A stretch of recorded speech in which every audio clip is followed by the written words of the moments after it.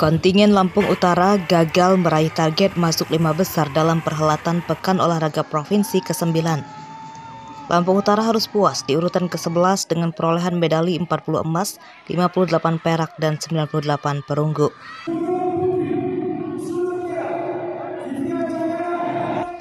Kontingen Lampung Utara mengikuti 32 cabang olahraga yang dipertandingkan.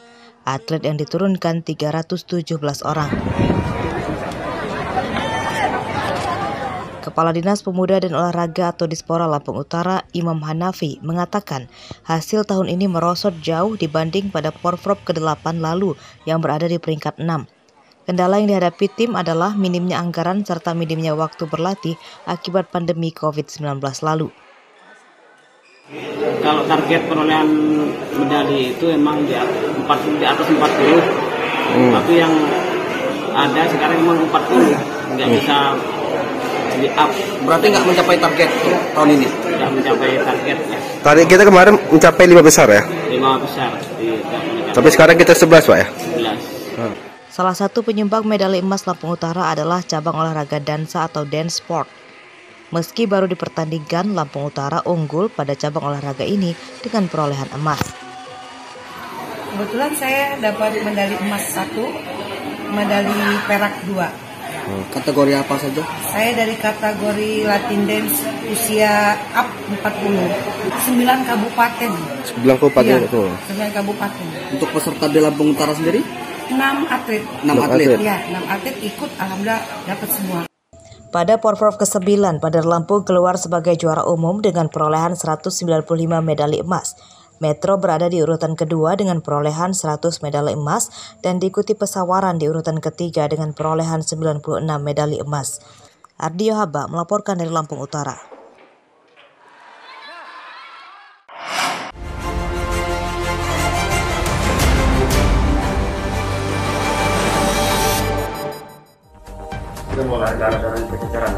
Warga Desa Gedung Jaya, Kecamatan Rawapitu, Tulang Bawang, Rabu sore digegerkan penemuan mayat sepasang kekasih di rumah korban perempuan bernama Nurul. Dekat mayat Nurul juga tergeletak mayat Iwan, kekasihnya. Kedua jenazah bersimbah darah. Nurul berusia 30 tahun adalah seorang janda, sedangkan Iwan 25 tahun seorang pemuda lajang.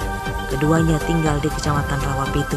Hasil pemeriksaan polisi, Nurul tewas akibat dianiaya senjata tajam oleh Iwan. Usai membunuh kekasihnya, Iwan kemudian bunuh diri di depan mayat Nurul.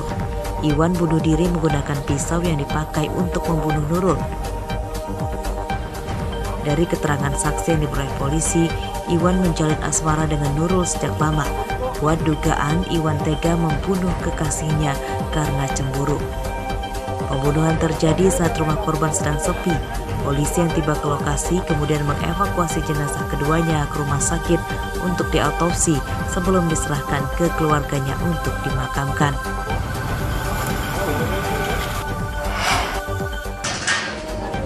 Warga Gunung Menanti, Kecamatan Tumi Jajar, Tulang Bawang Barat, Rabu siang digegerkan tewasnya Suwandi, 30 tahun, yang bersimbah darah di rumahnya. Ratusan warga berusaha berkerumun ingin melihat jenazah dari dekat.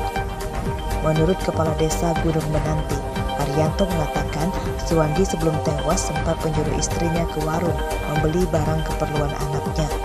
Saat pulang dari warung itu, istrinya menemukan Suwandi tewas di ruang keluarga. Suwandi tewas dengan luka sayatan di leher. Tidak ada barang berharga yang hilang. Dari lokasi disebut Suwandi tewas diduga karena bunuh diri. Namun dugaan itu masih diselidiki polisi sebab terdapat sejumlah kejanggalan. Pisau ditemukan di atas kepala dan luka sayatan di leher cukup panjang.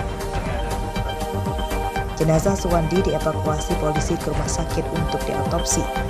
Dari rumah Suwandi, polisi menyita 1 bilah pisau sebagai barang bukti.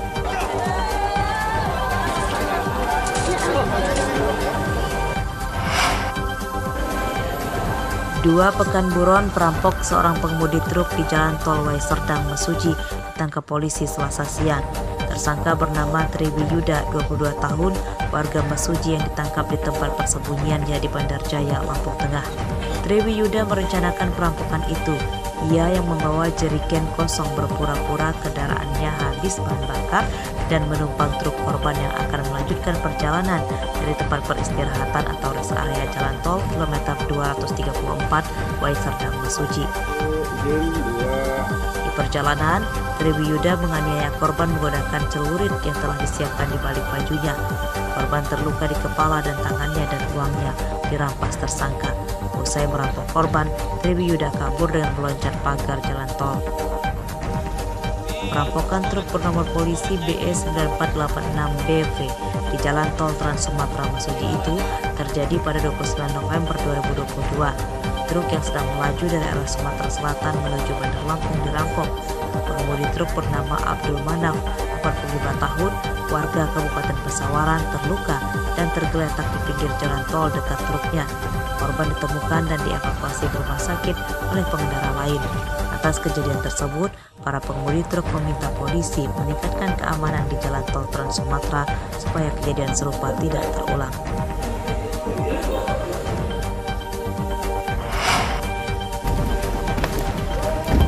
Dua pencuri yang membawa kabur motor curian ditabrak mobil polisi sektor Kedaton, Bandar Lampung yang mengejarnya di Jalan Sepi, Kecamatan Jati Agung, Lampung Selatan, Selasa siang. Kedua pencuri ditangkap saat akan membawa pulang motor curiannya ke kampung halamannya di Melinting, Lampung Timur. Dua tersangka ditangkap bernama Ibnu Ibrahim dan Angga Kusuma. Seorang teman tersangka berinisial HD lolos dari penyergapan. Dari kedua tersangka, polisi menyita satu pucuk senjata api berikut 2 kunci tank. Ibnu Ibrahim dan Angga adalah gembong yang sudah mencuri lebih dari 30 motor di Bandar Lampung. Mereka terbanyak mencuri motor di Kecamatan Sukarame, Sukabumi, dan Kampung Baru, Kedaton. Penangkapan Ibnu Ibrahim dan Angga Kusuma melibatkan Polsek Kedaton, Sukarame, Bandar Lampung, dan Polsek Jati Agung, Lampung Selatan. Polisi menyita 2 motor, 1 motor tersangka, dan 1 lagi motor hasil curian, serta senjata api lengkap dengan amunisinya serta kunci T. Penyidikan kasus ini masih akan dikembangkan polisi untuk memburu 1 pelaku yang lolos.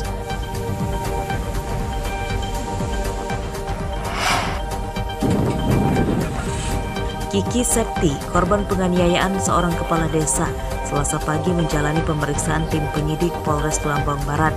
Namun kali ini Kiki diperiksa sebagai tersangka dalam kasus pencemaran nama baik yang dilaporkan oleh Tabrani, kepala desa yang menganiaya Kiki. Dalam pemeriksaan ini, Kiki didampingi oleh tim kuasa hukum Hotman Paris. Kuasa hukum Kiki meminta polisi segera menangkap Tabrani yang juga berstatus tersangka karena menganiaya Kiki Septi. Terlebih, Tabrani beberapa kali tidak memenuhi panggilan polisi dan dikhawatirkan kabur atau menghilangkan barang bukti yang dapat mengganggu penyidikan. Kiki dan Tabrani sama-sama lapor polisi dan keduanya sama-sama ditetapkan sebagai tersangka.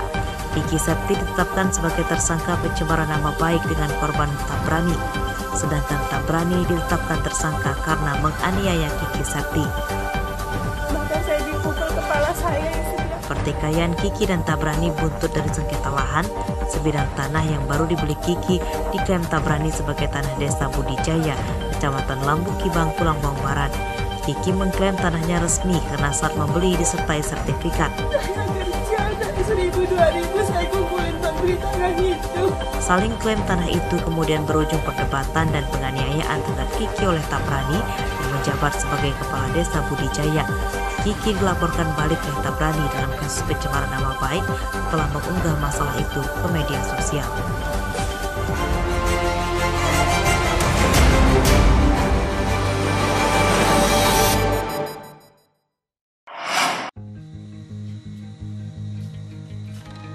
Biasanya bunga bangkai tumbuh dan mekar di hutan, namun ternyata bunga itu bisa juga tumbuh di pekarangan rumah. Salah satunya di pekarangan samping rumah Harista Kurniawan di Desa Tritunggal Jaya, Kecamatan Banjarang Agung, Tulang Bawang. Kemunculan bunga bangkai menyita perhatian warga yang ingin melihat dari dekat.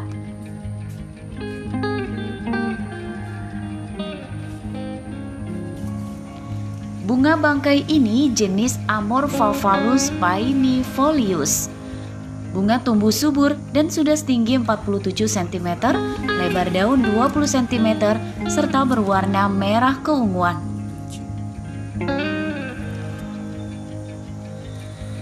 Menurut Harista, bunga bangkai pertama diketahuinya sekitar 3 hari lalu saat ia akan membuang sampah. Ia mencium aroma menyengat seperti bangkai setiap sore. Tiap sore itu kata ibu bau bangkai, katanya seperti bau bangkai tikus. Sekitar 1 mingguan yang lalu lah. Tapi baru ketahuan tuh sekitar 3 harian ini. Pas lagi mau buang sampah, ibu ini lihat ada bunga bangkai di situ. Terus kita iseng-iseng upload kan, kita bikin story di WA. Terus tetangga-tetangga pada datang semuanya gitu. Warga yang datang tak mau ketinggalan mengabadikan bunga bangkai di pekarangan rumah Harista menggunakan kamera ponsel mereka. Pemilik rumah pun berniat terus melestarikan dan merawat bunga bangkai ini. Mustaqim melaporkan dari Tulang Bawang.